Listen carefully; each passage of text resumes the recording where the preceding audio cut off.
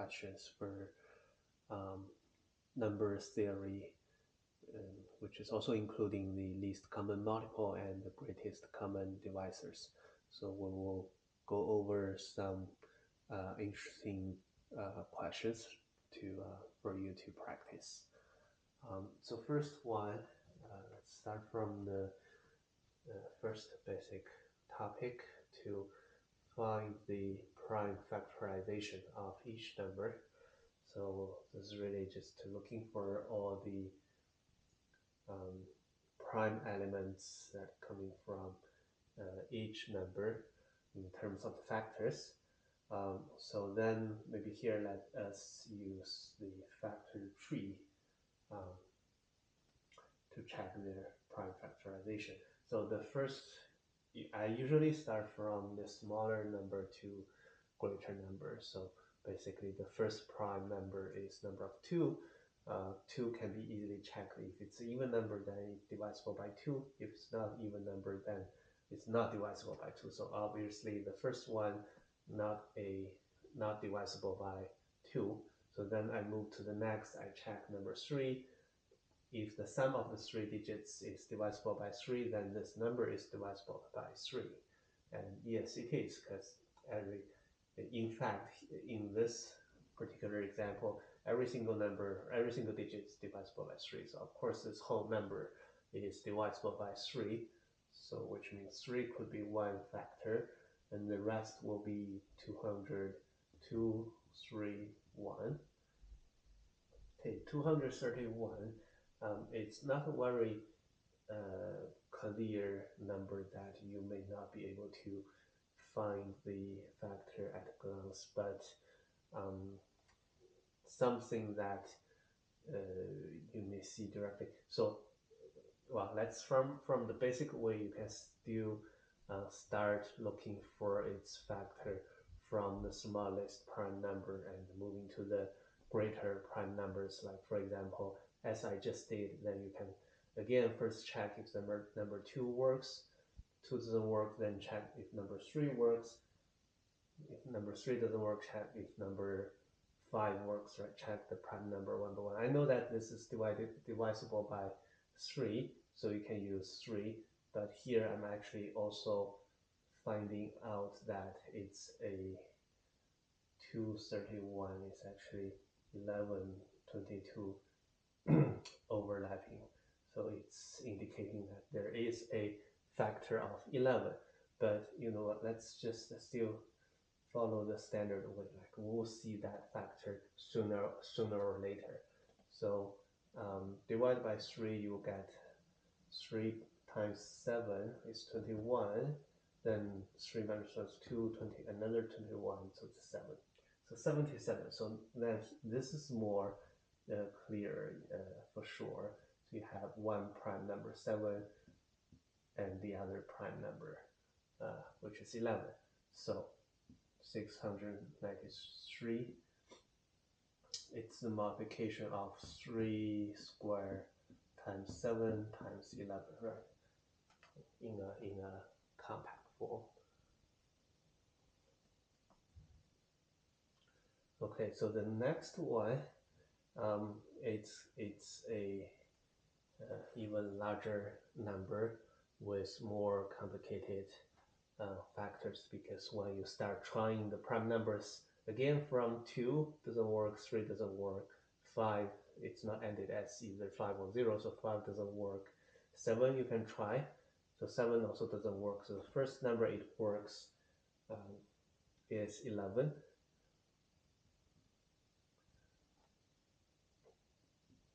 And then you can use maybe a long division or whatever way you calculator. You will get 5,423 divided by 11. If I got 44 here, it's 102. 102 minus 99 is 3. So 333 is another 3. So it's 493. And then again, unfortunately, it's a pretty complicated number that you don't have a straightforward factor that you can tell right away. Again, it's not divisible by 2, neither 3, neither 5, neither 7, I just tried neither 11, 15. So it's actually divisible by 17 by just checking the prime numbers from smaller to greater one by one. There's no other way, or there's no easier way to do that. You have to try them one by one until you find the next divisible prime number. So this divided by 17 will give you, again, you can use a long division or use a calculator. So it's 2 times of this is 34. So you have 15 left, so 153, which is 9. Right, so 9 times 7 is 63. By 9853. So, and then 29 is a prime number. So that means this number 5423 can be written as 11 times 17 times 29. And that's it. Okay, so the last one I have 35,100. Well, here I have 100, so 100 draws my attention right away, even though it's not a prime number. But to simplify this, I can first write this apart to be 100 multiplied by 351. And I know that 100 is 10 squared, right? And 10 squared, 10 is composed of 2 times 5. Both 2 and 5 are prime numbers, so it's 10 squared, which is 2 squared times 5 squared. Right, so 100 can be written in this form, eventually with all prime factors. Now we move to the other side. What we left here is 351. It's an odd number, so it's not a multiple of 2, but the sum of the 3 digits, it's 3 plus 6, which is divisible by 3. So this will for sure have a factor of 3. So after you divide it factor of 3, you will have 1. 121 is 7. 117, if you add all the digits, it's equal to 9. So remember those hints that we had to determine some commonly used number, whether a number is divisible by some commonly used numbers. It's divisible by 9 because the sum of the 3 digits sum up to 9. So then divided by 9, you have 11 minus 9 is 2, so 27. That's 3, so it's 13. And 13 is a prime number. So right here. So this means this number 35,100 can be written as 2 square, 5 square, times 3 times 9 times 13. So this is the prime factorization practice for these 3 examples. Okay, so the next question, what is the rule to determine if a number is divisible by 25? So remember we learned that if a number is divisible by 5, we need the last digit is 5 or 0. And if a number is divisible by 10, it means the last digit is always the 0. So these are cases where you can find a pattern or find a rule to determine this by checking the last digit or the last several digits. So do we have such pattern for the number 25 or for the multiple of 25? Maybe it's just worth to write several multiple of 25s to check if there's any pattern.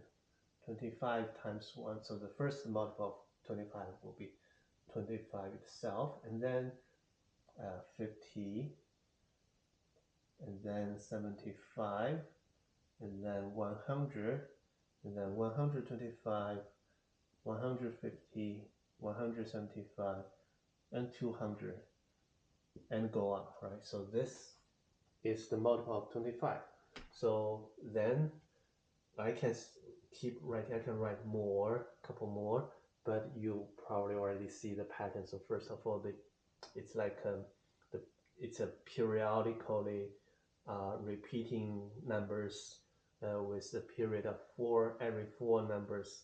It's repeating or showing the same numbers in the last two digits, right? So later on, it's going to be like 225, 200 something, then 325, 300 something.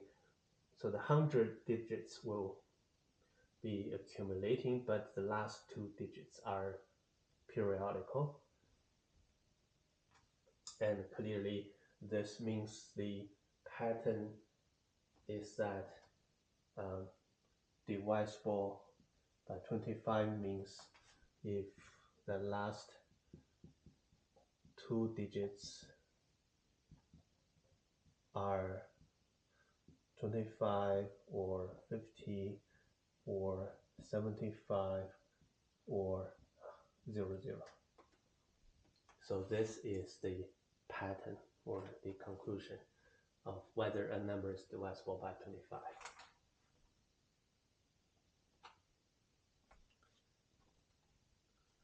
Okay, the next example, I have two sequences of numbers.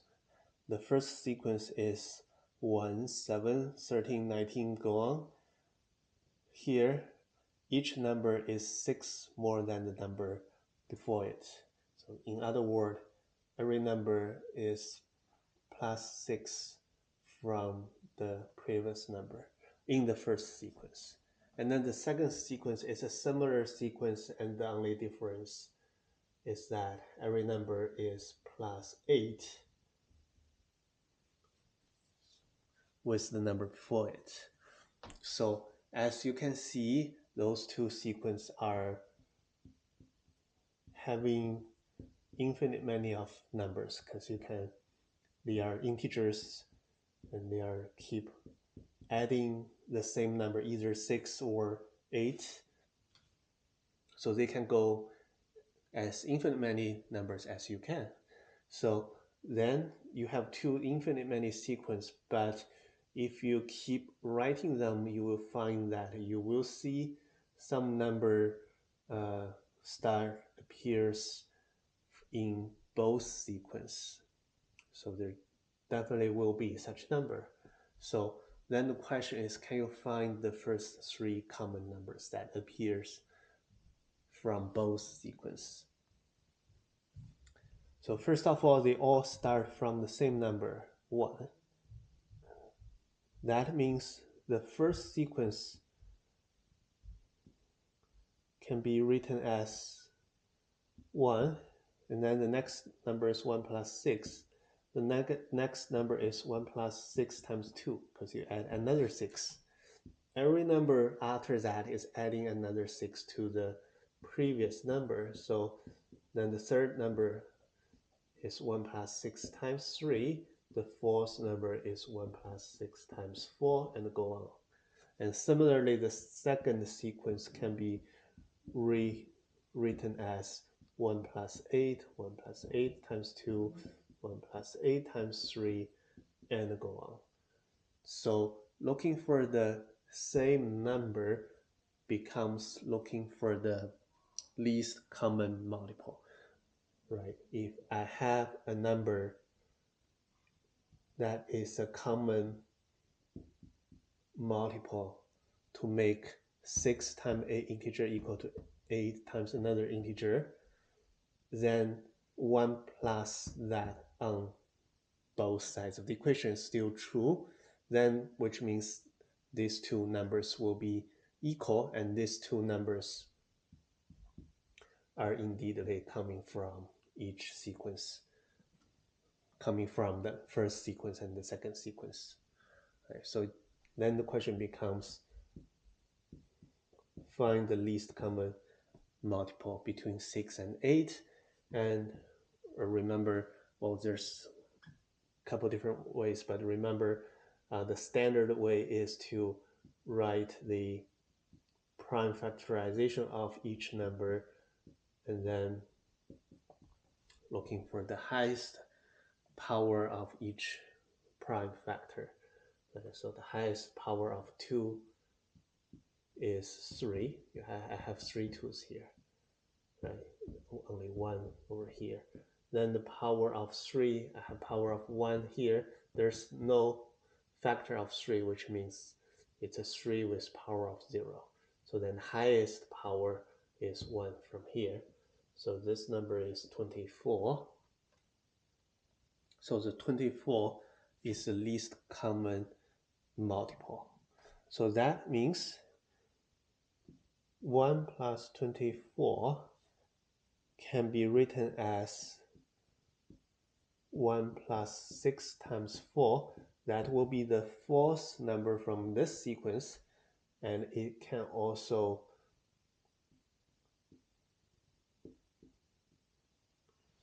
be written as 1 plus 8 times 3, which is the fourth number from the second sequence, and the 1 plus 6 times 4 is the fifth number of the first sequence. Actually, if you write one more number, this plus 6 is 25. So actually the first repeating number is just over here.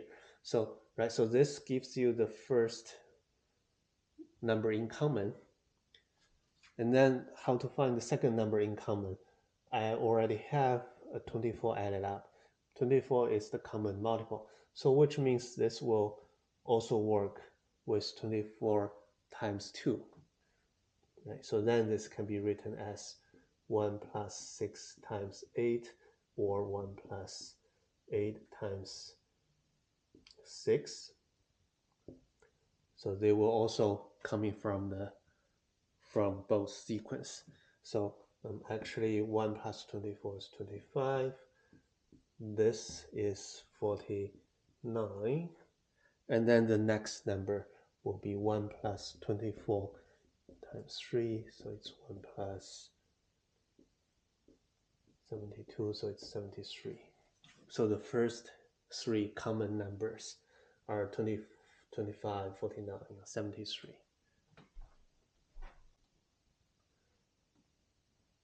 Next, let's do some more practice for calculating the least common multiples and the greatest common divisors. Let's start from the least common multiples. I hope that you already learned this part in the previous lesson, and you already have the steps written down by the side, so you already went over the necessary steps on how to looking for the LCM. So here I'll just start solving the problem right here. So the first step, if you remember that, or having this by the side, is to find the prime factorization of each number first. So I need to prime factorize each number. In first question, 26 is 2 by 13. There's no further prime factors. This one, clearly number 5 is a factor. Then I have 1, 3, 13. And that's all. So those are the prime factors. Then the LCM is taking to include all the factors that appears in both numbers, or all the numbers, and then the power of each factor is the maximum power that appears in each number here, and then multiplying that all together, you will have your LCM. So in this question, I have a factor of 2, the power will be 1. Factor of 5, power is also 1. Factor of 13, so 1 and 1, so the maximum is still 1. Right, so that's 10 times 13 is 130. So this is the first question. The second one, doing the same thing to write out the prime factorization. It's clearly have a 4, and then have 2, 4. Okay, I have another 4. Right, so 4 times 6, so I have another 4. And then, well, actually I have another 2 because it's 2 by 3. Right, so it's 2 to the 5th power and times 3. About 72. 72 is 8 times 9. So 8 is 3 cubed, 9. Sorry, 8 is 2 cubed, 9, 3 square. Okay, so I have the two prime factorizations, so the LCM is all the factors. So I have factor of 2, the maximum power is 5. I have factor of 3, maximum power is 2. Right, so then you can further expand by calculating the powers of each number. Okay, so next we have 3 numbers, but again, similarly, just write out their prime factorizations first. So 16 is 4 squared and 4 is 2 squared, so it's 2 to the 4th. 21 is 3 times 7. There's no further breakdown. Those 3 and 7 are prime number already. 28 is 4 times 7, and 4 can be written as 2 squared. Okay, so then the LCM will be factor of 2. I have factor of 2. I have the greatest power is 2. I have factor of 3. I have 4. I have 7. Sorry, my bad. I have comparing the final output. So I have 3. And then I have 7. I have 7 in both places, but the power are all equal to 1, so the maximum power is still 1. Right, so then it's 4 times 21, it's 84.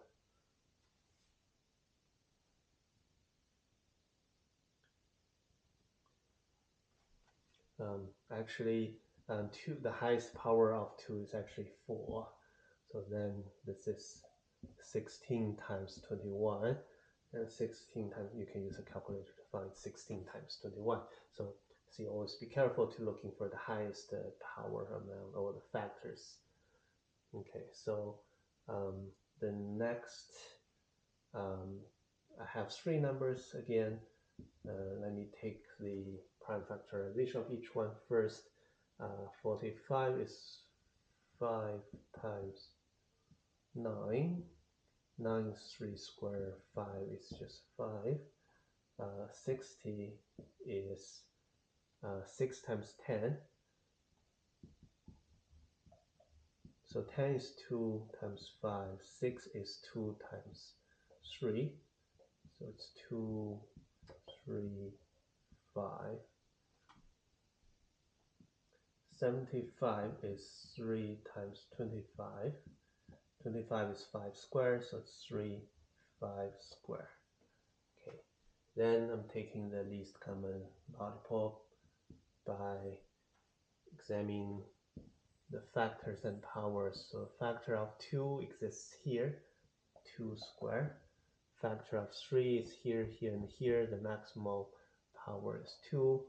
Factor of 5, the highest power is 2.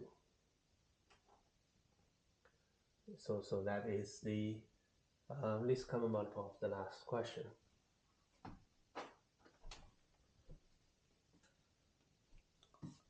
Okay, so then let's take a look at the greatest common divisor. Again, just quickly review what we learned for looking for GCD. The first step is the same. We write down the prime factorization of each number. But then starting from the second step, we're not taking all the factors that appears. We're only taking the factor appears from both or from all numbers within here, and then we're taking the minimum power of each factor. So first of all, 45, I think we had 45 in the last question. So 45 is 3 squared times 5, and 75 is 3 times 5 squared. So the GCD factor of 3 exists in both numbers, so I have 3. The minimum power is now 1. Similarly, 5 also exists in all numbers, and the minimum or lowest power is 1. So that is 15. Next, 144, it is 12 square, and then 12 is 4 times 3. So 2 square times 3, taking the square, that is 2 4 power and 3 square.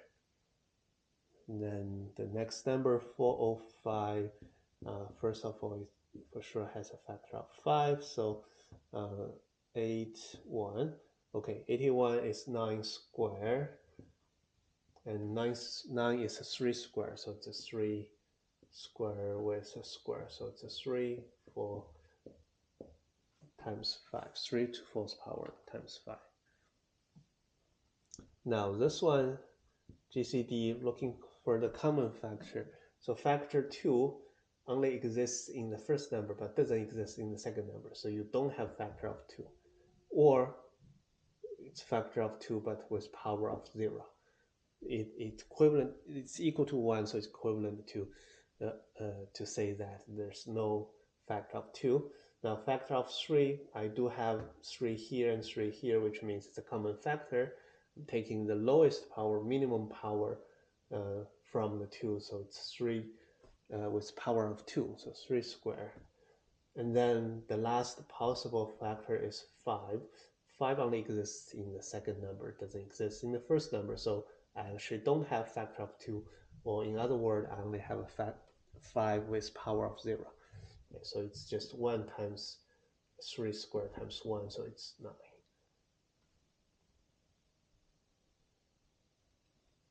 Okay, next, the factorization of this number would be a bit complicated. If I factor out number 2, I will have 119. Is it further divisible? I need to check. I will skip this time, but then you need to check the prime number start from 2, 3, 5, 7, 1 by 1 to see which number is divisible until you either find one or prove that this number is a prime number. In fact, here 119 is 7 times 17, so I have 2 more factor. 374, it's again, first of all, it's just a even number, so I have a factor of 2. I have 187. Then 187 is, I'm going to skip this step, but it's really equal to 11 times 17. You can practice this by yourself at a later time. So then I have all the prime factors, so that the GCD is, I have 2 in common, and the lowest power is 1. I don't have 7 in the second number, so I'm not going to write it. I don't have 11 in the first number, so I'm also not going to write it. And then I have 17 in common, and the lowest power is 1. So it's really just 2 times 17 is 34. Okay, so the last one,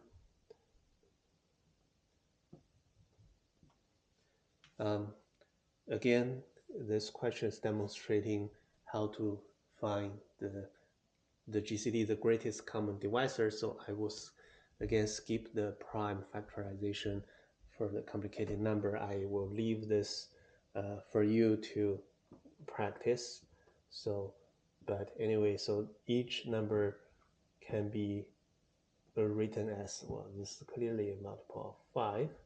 So each number can be written as the following factorization. This also clearly, it's a factor of 10, so you will clearly have factor 5 and 2. And then 133 is actually just a prime number. Okay, so then GCD would be, I have 5 everywhere, so 5 will be one factor. I don't have 2 factor of 2 in the second number.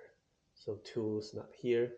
I don't have 97 in the third number, and I don't have 133 in the first two numbers. So all other factors are not going to be here, or they are all down to number 1. So which means the GCD of these three numbers are just equal to 5.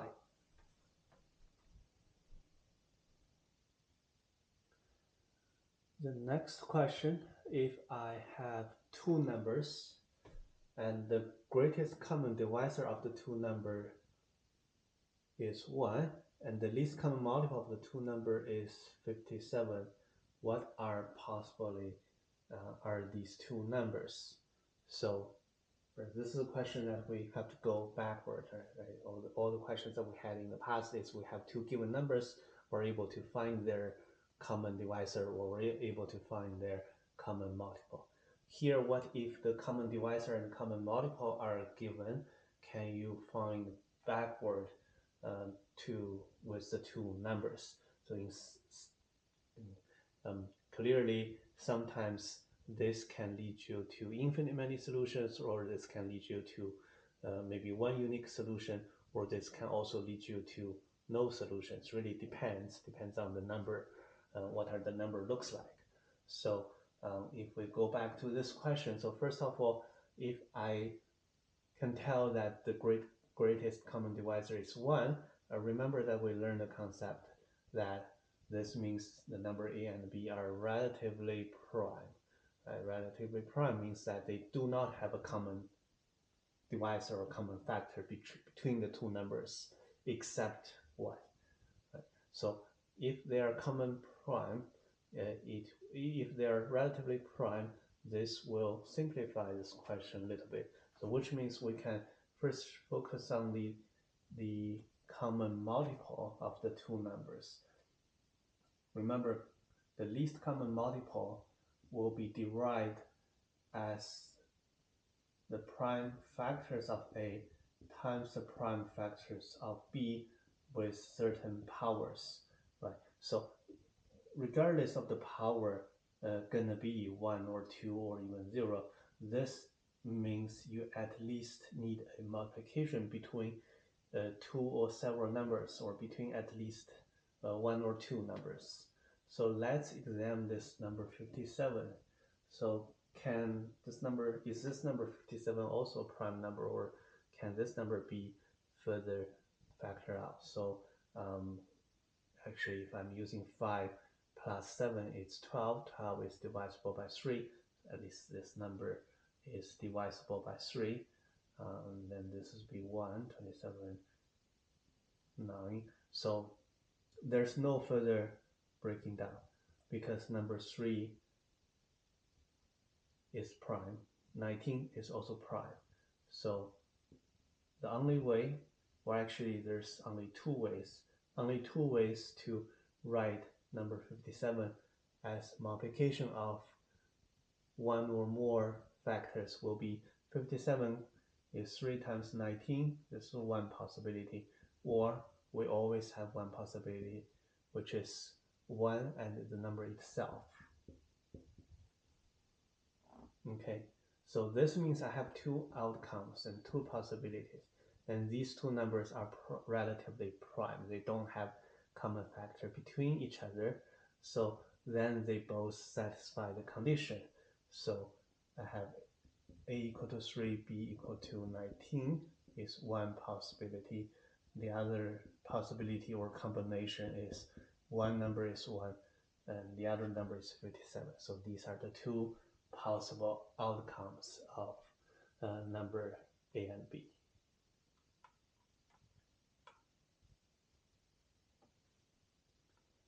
The next question, to find the largest multiple of 12 from a number that constructed by using the digits from 0, 1, 2, 3, 4 until 9, and by using this digit exactly once.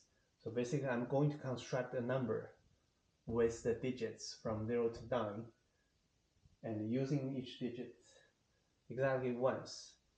So if we ignore all other conditions, and if I'm able to construct a number with those digits and I want this to be as large as possible, then intuitively you always want to use the greatest digit on the most left-hand side. For example, if I have only three number 1, 2, 3, then I can form a number as 321. I can form a number as 123. Obviously, 321 is the biggest possible number I can form or I can create, right? So simply the idea is using the largest number to the most left-hand side digits. So if that means if I do not have this condition of multiple of 12, I already solved this problem. I just listing my number start from the biggest digits, 8, 9, 8, 7, 6 until 1 and 0. This will be the largest number I can have, right? But then the question is it divisible by 12, or can I form such a number that satisfies the second condition that it's divisible by 12?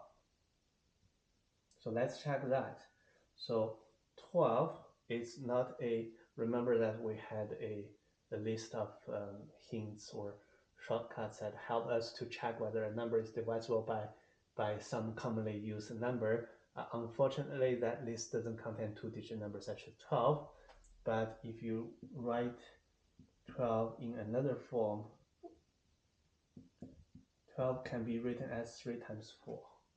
So this means if I have a number that is divisible by 3, and at the same time that number is also divisible by 4, then I can claim that this number is also divisible by 12.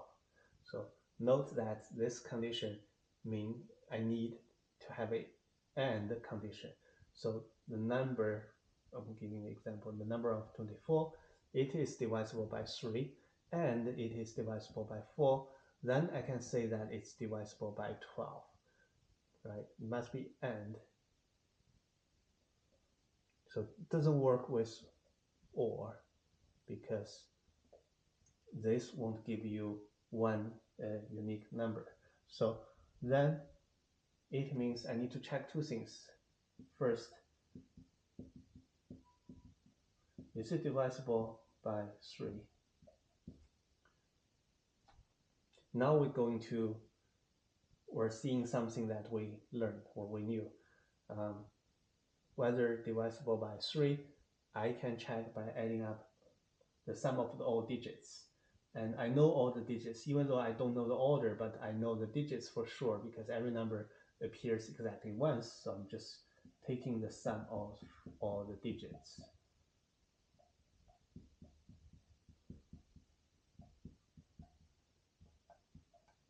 Right? And then I can ignore 0, and then the sum of the second one, last one, sum of the sum of the first one with the last one, sum of the second one with the second last one, third one with the third last one are all tens until you have a 5 in the middle. So I have 4 pairs plus a 5 in the middle. So of course you can use a calculator or just doing the addition one by one. You will get the same answer. So here really just want to show that the sum is 45. 45 is divisible by 3 because the outcome is integer. So this checks that the sum is divisible by 3. So this number that consists with all such digits will be divisible by 3. So the first one, the first check guarantee that doesn't matter how the order looks like, the number will always be divisible by 3. So that means I only need to check or to make sure this number is also divisible by 4. And remember how to make a number or how to check whether a number is divisible by 4. I check the last 2 digits.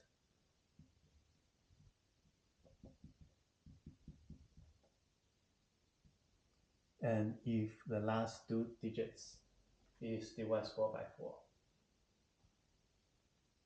Okay, so then I still want to put my smallest possible number in the last digits to make this number smaller, but then I will check all the combination of these small digits to see which one is divisible by 4. So first of all, if I'm insist to just have the two smallest digits 1 0 in the two last digit, the only combination I would have is either 0 1 or 1 0, right?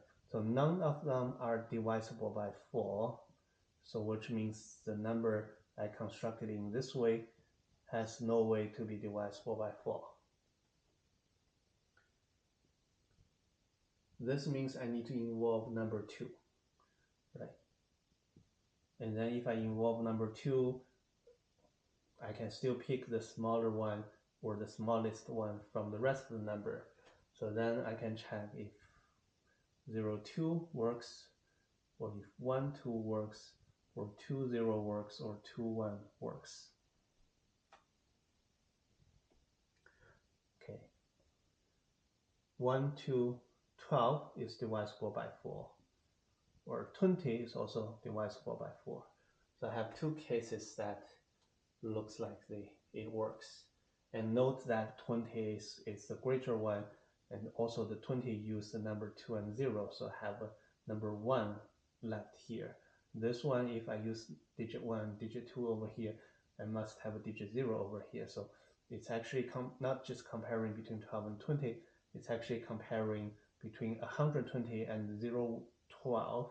So obviously 120 is the greater one. So if I want to form the greatest number, I should choose to use 1 2 0 as my last three digits. So now I have my last three digits.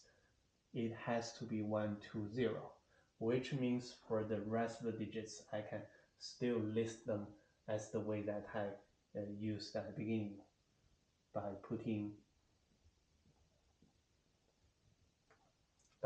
the bigger number or the bigger digits to the most left-hand side place. And so that this number is the greatest number that I can find that consists with all such digits exactly once, and at the same time divisible by 12, where it is a multiple of 12.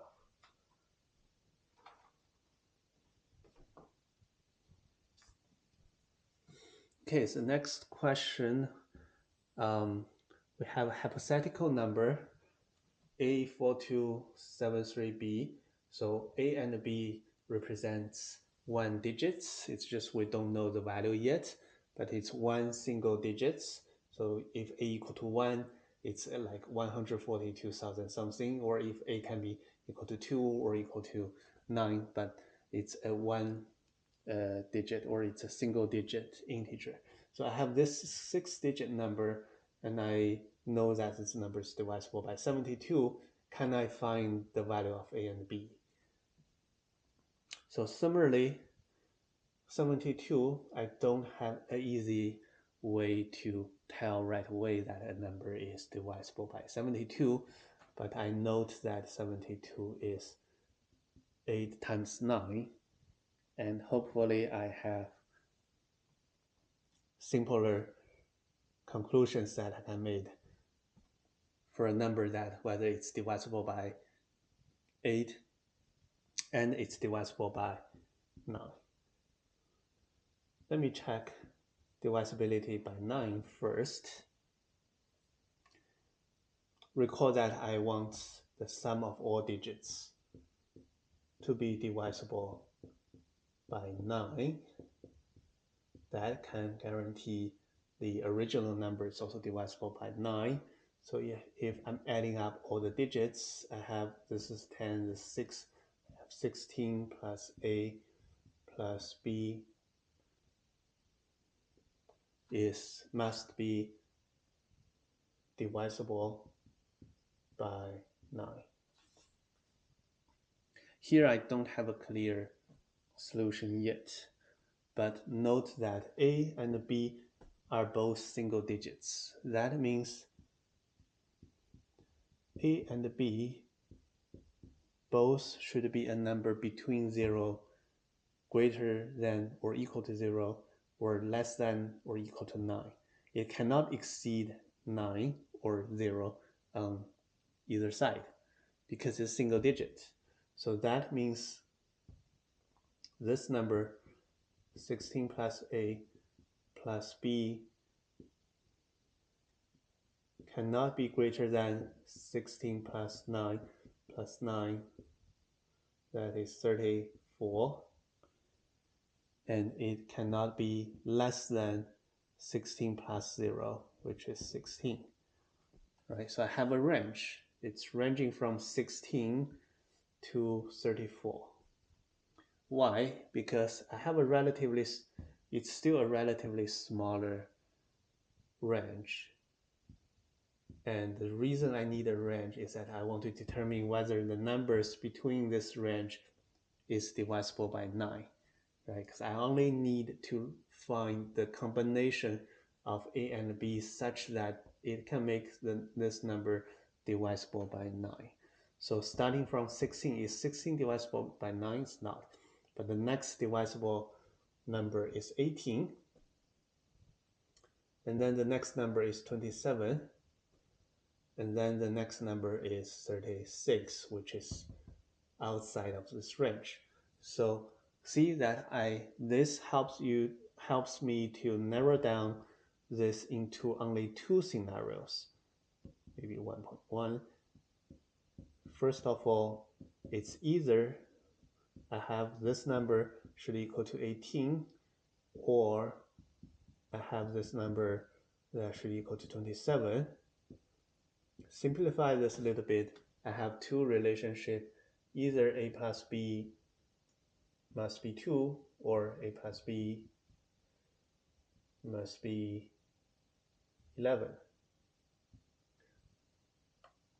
Okay, so I have two possibilities, but don't worry, I have one more condition that haven't been checked yet. So hopefully the other condition will help you to eliminate one of the options. So, but now I have two options, which are all given as the combination of A plus B. So the next, I want to check whether it's divisible by 8.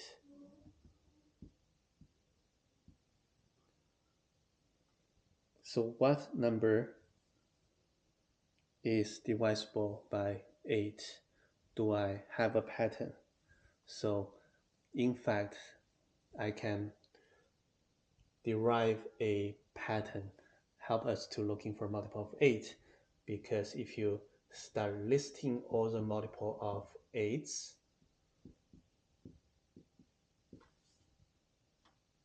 the first rounded number you will find is 200. Like remember what you had for number of 4. 4 times 25 is 100, and 8 is 2 times of 4. So 8 times 25 will give you 200. So this means 200 is a rounded number. So I only need to check the number that less than 200 to see if this is divisible by 8. For example, if I have a number of 408, I can subtract the 200 first, and then I get 208. I can subtract another 200, I will get single 8. And if this number is divisible by 8, yes it is in this example, then I can conclude that the whole number is divisible by 8, because the rest are all multiple of 20. 200, if you already have a multiple of 200, then this number is definitely a multiple of 8, right? We're using one of the conclusions that we learned. So that means if I can subtracting the multiple of 200 from the original number first, I will be hopefully narrow down this number further. So this originally a 6-digit number. The 100 digit is 7. So means this can be written as 600 plus 13b. Right? So first of all, this can be added back and get the original number. And the reason I'm breaking it down in this way, because now the number on the left hand side is a multiple of 200, right? Because I don't even need to care about the other digits. I know that the last 3 digits, 600, is divisible by 200. So this, which means the first number is now checked. It's guaranteed to be a multiple of 8 because it's an even multiple of 200. So then I only need to check whether the leftover, this 13b, if this is a multiple of 8.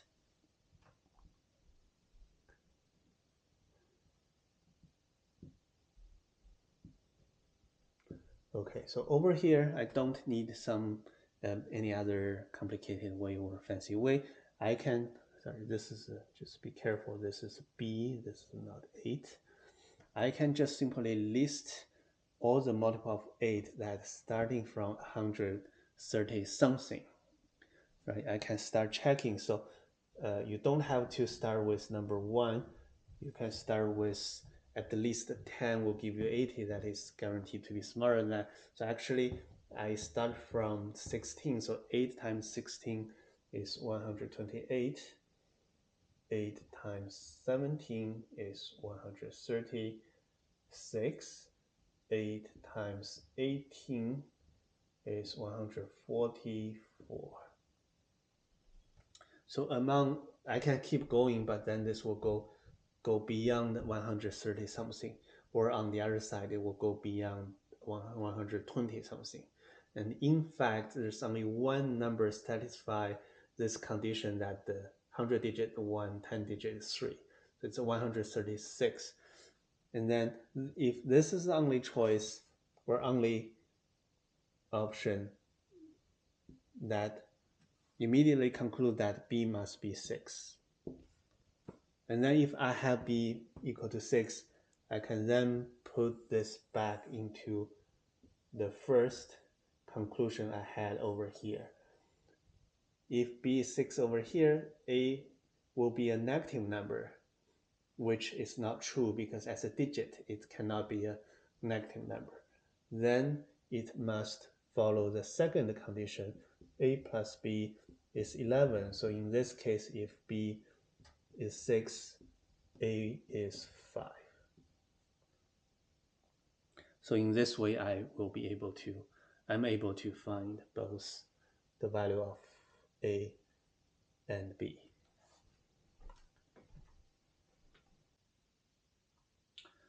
I have 2 more practice questions from this lesson. And in fact, those 2 questions would be much harder than average. So if you don't want to challenge more, you can stop the video here.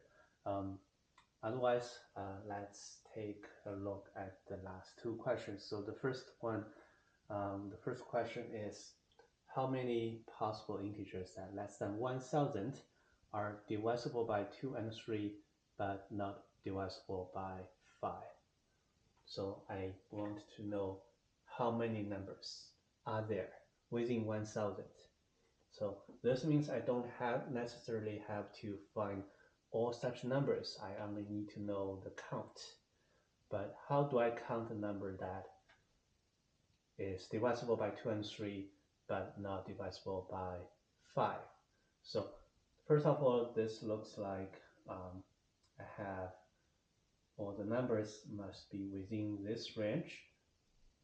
It's strictly less than 1000, so it doesn't equal to 1000, and it's positive integer, and clearly number 0 not satisfies this condition. So then we will have a number that is greater than 0, less than 1000, and divisible by 2 and 3, and not divisible by 5, this intuitively seems to be breaking down into two conditions or two steps. Right? So then this means we can looking for the number or the number of the counts that is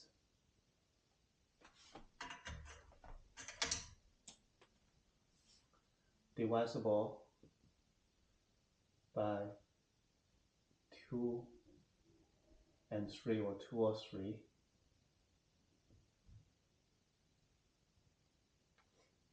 Because here it really means a number need to be divisible by 2 or divisible by 3. So, and then subtract the number that divisible by 2 or 3, but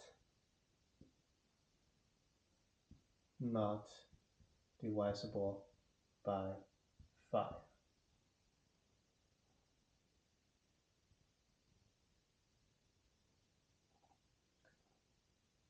So I can check basically two things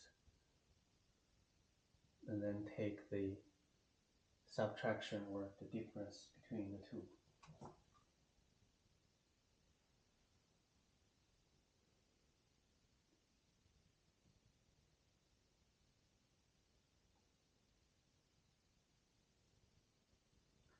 Okay, so then let us first check the numbers divisible by 2 or divisible by 3.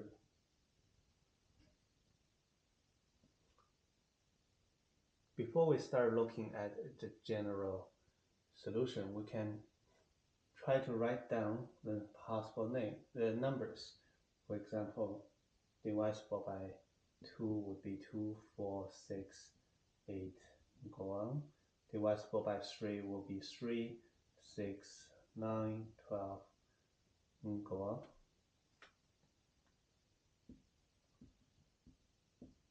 Looks like we can find the numbers divisible by 2 first, and then plus the number that divisible by 3.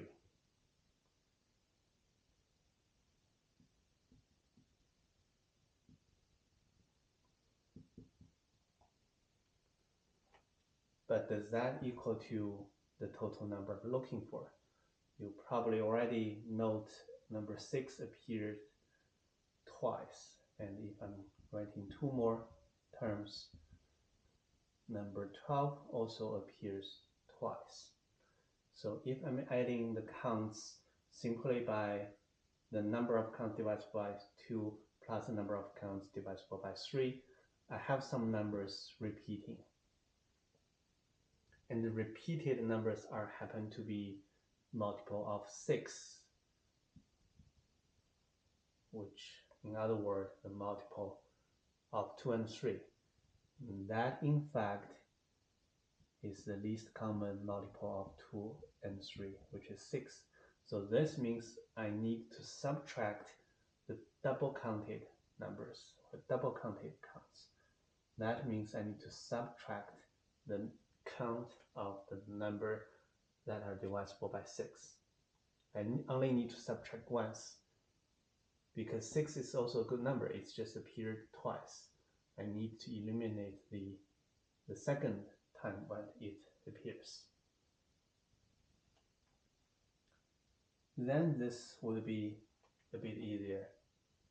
So the number divisible by 2, we go back to the first lesson when we learned how to count the number of the count of the numbers that appear in a sequence with certain pattern, right? This is a sequence with pattern.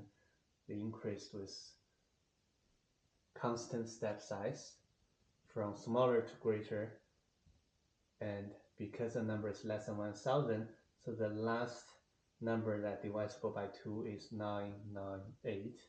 Similarly, in this case, the last number is 997. So I have the first number, I have the last number, I have the distance. I'm able to take the count. So the count that divisible by 2 will be 9. Last number minus the first number divided by step size and plus 1. And I have this similarly is 997 minus 3 divided by 3 plus 1.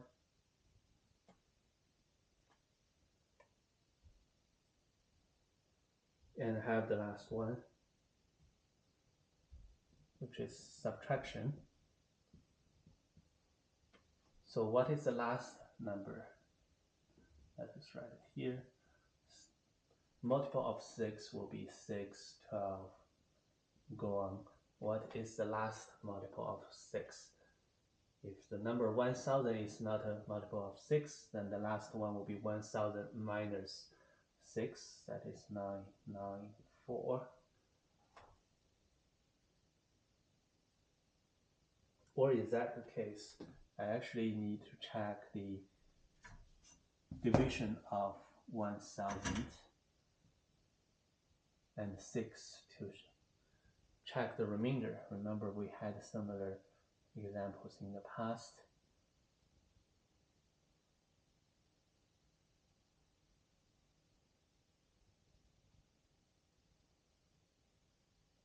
Okay, so the remainder is 4, which means the next divisible or next possible number that divisible by 6 is moving back 4 steps. So it's 996. You can check by dividing this number by 6. You will find that the outcome is an integer. So this is a number divisible by 6 and less than 1000. So it's 996 minus 6 over the step size of 6 plus 1. So altogether, this is 499 plus this by 3 is 3.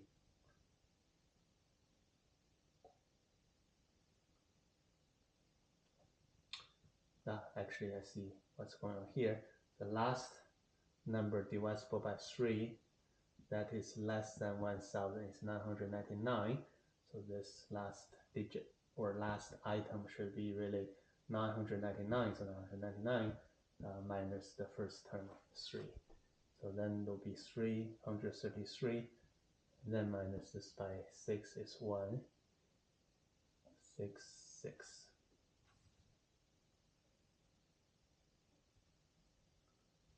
So altogether, you can calculate the total count is 666 from the first step or the first condition. So this many numbers are divisible by 2 or 3. And then the second, remember we still need to subtract the second condition to remove the number that divisible by 5. So we need to know how many are they.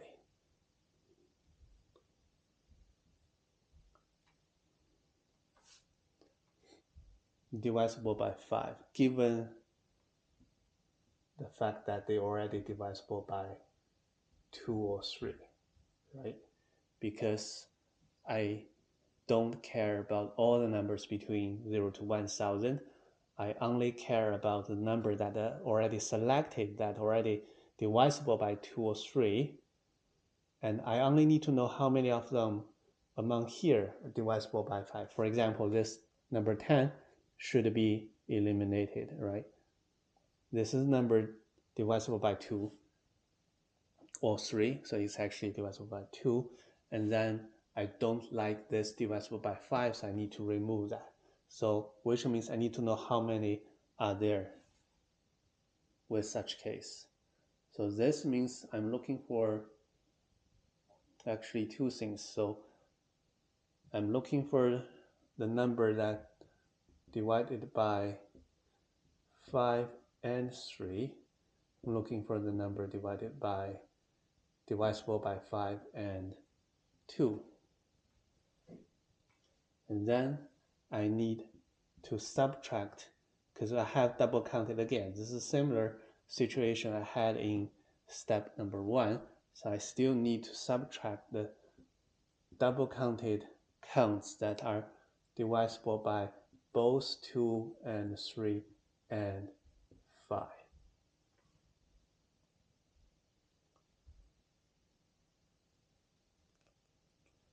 Okay, so then first of all, let's check.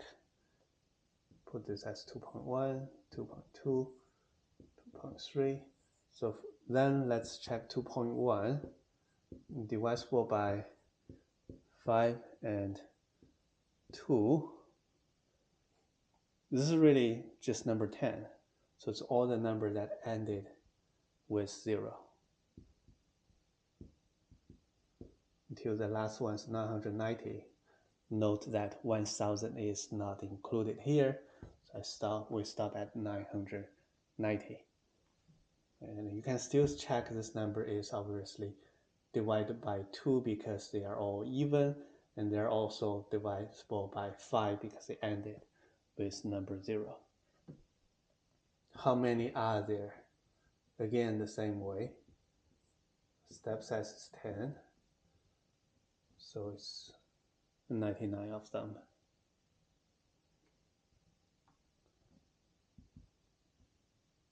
Okay, the next by 5 and by 3, that means, like this means divisible by 10, this means divisible by 15. And what are the number divisible by 15? So that I will list them starting from 15, 30, 45. Again, just the multiple of 15 one by one. And the question is, what is the last number? Similarly, as the way over there, I need to know what's the remainder of 1000 divided by 15. That in order to know how many steps I need to moving back to get the greatest number that is divisible by 15. So this I have 6 give you 90, 0, 0. I need another 6. So the remainder is 10, right? So this has 10 left, which means I'm moving 10 steps backward. This number should be divisible by 15 and closest to 1000. So then I have this sequence. The number of the counts from this sequence is 66. Lastly, I need to eliminating the double counted number divisible by 2 and 3 and 5. So 2, 3, 5 together is 30. So then similarly, listing all the multiple of 30s, I have this reach to 990. Again, you can use the similar way to find the remainder. Remainder is 10. And then the last possible number that divisible by 30 is also 990. So then the number of count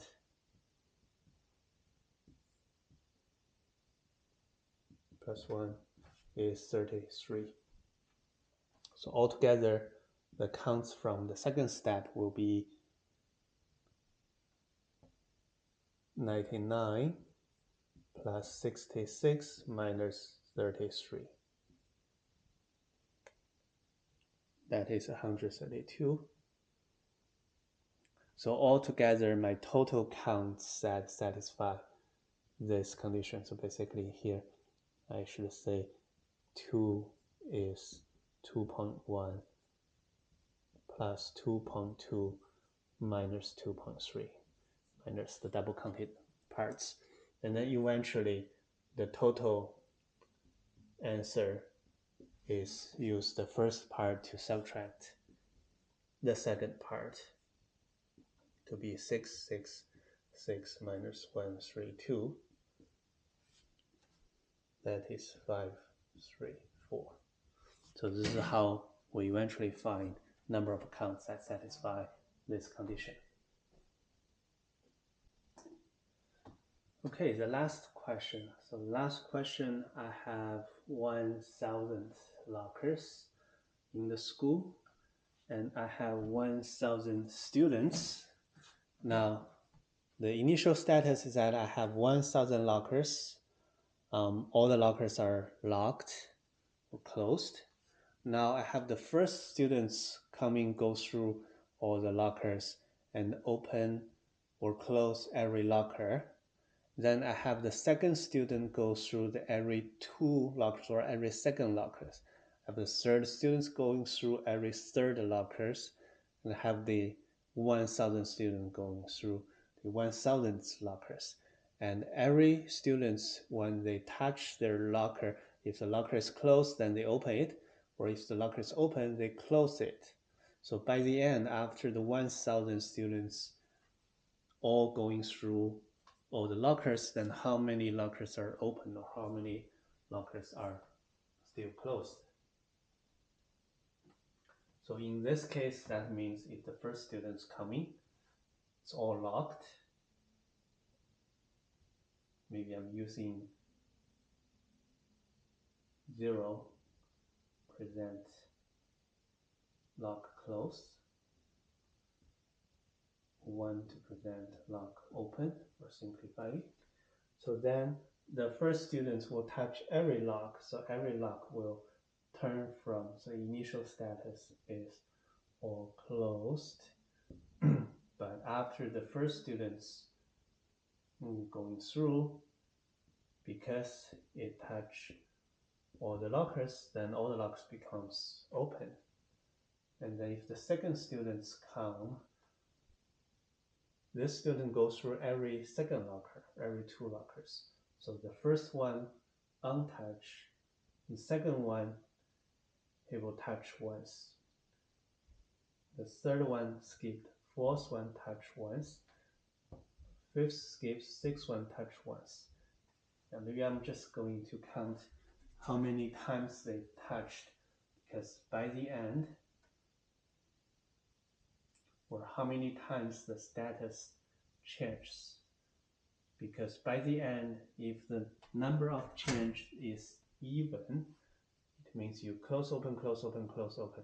If it's even or in pairs, then the status is actually no changes, remain closed. So we only need to know how many of them the status has been changed with odd numbers. Because odd number means you will always have one operation left to make the lock open.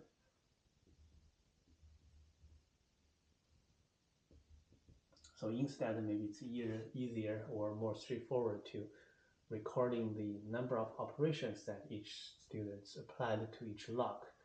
And right, because if I stop here, lock number 1 will be open because only there's one operation applied to this lock and its status changed from closed to open.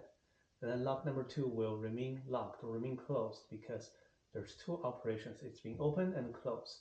It's even number of operation means no status change, means it's still closed. And then open, it's odd number, it's open, even number close. Odd number open, even number close. Right, so then the question is actually now reduced to looking for how many odd number of operations are applied to the lockers. So the third student's coming, I skip the locker number 1, locker number 2, I operate locker number 3, I skip 4 and 5, I touch number 6 and keep going, right? Number 4, multiple of 4s, change locker number 4, and then the next will be locker number 8. Maybe I'm just writing 2 more examples. This will operating locker number 5. This will only operating locker number 6 on the screen, they will still keep making changes later. So here, for example, if I stop here, I instead of counts how many students are making how many changes, it's easier to count by lockers on how many operations has been applied to each locker, such that by seeing that number, whether odd or even, I will be able to tell right away whether this lock remains closed or becomes open. For example, if I'm just taking the sum vertically, I got 1, 2, 2, 3, 2, 4. This being changed once, so it's open. This being changed twice, so it's back to close. This is also close. This is open. This is closed. And this is closed. So assume if I stopped here, assuming the question is only have 6 lockers and 6 students, I already solved the problem by having 2 lockers open and the rest of the 4 closed, right? So first of all, I'm just trying to looking for a pattern, so I use a very simplified example to see if I can find a pattern. So in this case, I do think I find a pattern. I only need to know the number of operations applied to each locker. So then what happens if I extend this to 1,000 lockers versus 1,000 students? These are really, the number of students are really just the number of factors or the number of lockers. For example, 3, the factor of 3 or the multiple of 3 will, student number 3 will operating over the lockers that are multiple of 3. Student number 4 will operate the lockers whose locker number is a multiple of 4. And vertically speaking, if you just check here, for example, number 2, 1 is a factor of 2, 2 is a factor of 2, 3 is not, 4 is not, the rest are not. So this is equivalent to label which numbers are factor of 2. But if you don't see this clearly, let's jump to maybe number 6. If I'm hiding all these, number 6 has how many factors? 6 is 1 times 6, 2 times 3, or 3 times 2, or 6 times 1. So it has factors of 1, 2, 3, 6, right? And indeedly labeling all the possible factors of number 6, number 1, number 2, number 3, number 6. So that means if a student number is a factor of the locker, this student will be able to reach that locker and change its status.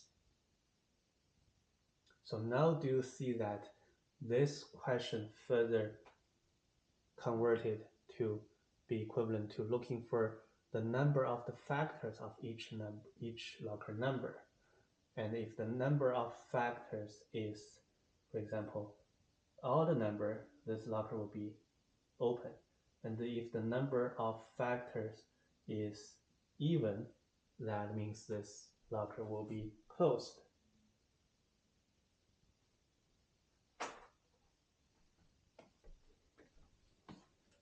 So then let's see if we can start listing all the factors, see if we can have any pattern here.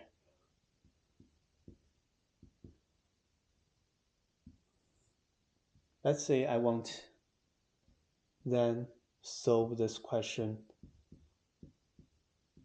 by listing all the 1,000 lockers and then by knowing how many factors they have.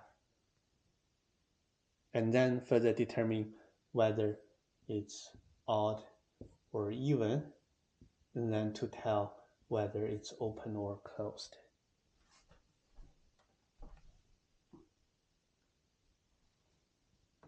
So number 1 will have only one factor, 1, Number 2 have 1, 2. Number 3 have 1, 3. 2 is 1, 2, 4. Remember, every number has at least 2 factors, number 1 and itself. Then that is prime number. And then other numbers has more factors than number 1 and itself.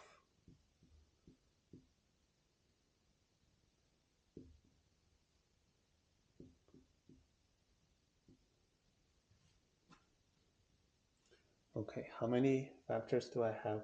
I have 1 factor here, 2 here, 2 here, 3 here, 2 here, 4, 2, 4, 3. So this is odd, even, even, odd, even, even, even, even, odd. I already see the pattern. I'm not sure if you already see the pattern. And in fact, there's another important conclusion such that all the factors are coming in pairs. Remember we learned in the previous class that for any given number, the factors are all coming in pairs, only except perfect square. Number 1 is a perfect square. Number 2 is a square of 2. Number 9 is square of 3. Only the perfect squares having odd number of factors, and all the rest of the numbers are having even number of factors. So now you see the pattern. That means I only need to find out how many perfect squares are there, because I know that from the number between 1 to 1000, I can break that down to be non-perfect square or perfect square. And I know that non-perfect square has even number of factors. Right? Even factors means they're all remain closed. And this perfect square has odd number of factors and means lockers are open. So then in order to find how many lockers are open, then my question further becomes to find how many perfect squares are there between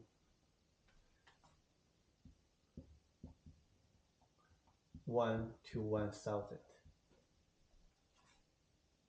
So then I believe that you will be able to solve the rest of the question, because looking for how many perfect squares from here, you can always list from